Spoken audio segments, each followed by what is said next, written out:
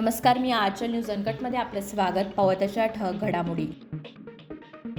शिवसेना आमदार अपात्र प्रकरणी आज निर्णय, विधानसभा अध्यक्षांच्या निर्णयाकडे लक्ष.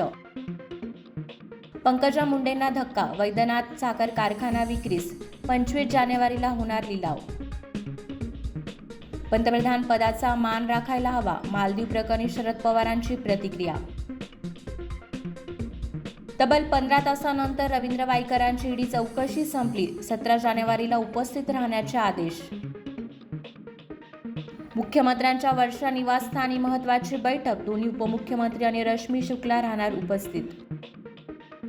कोस्ट गार्ड आणि स्टील अथॉरिटी ऑफ इंडियाचा सामंजस्य करार, मरीन ग्रेड स्टीलचा पुरवठा करण्यासाठी करार. गॅब्रिएल अँटल फ्रान्सचे नवे पंतप्रधान, फ्रान्सचे सर्वात तरुण आणि पहिले समलिंगी पंतप्रधान. जपानमध्ये पुन्हा एकदा जोरदार भूकंपाचा धक्का, त्सुनामीचाही इशारा.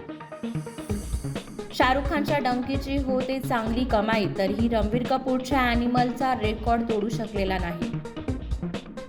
आणि महिला T20 वर्ल्ड कपमध्ये अंतिम सामन्यात ऑस्ट्रेलियाचा टीम इंडियावर 7 विकेट्सने विजय. धन्यवाद.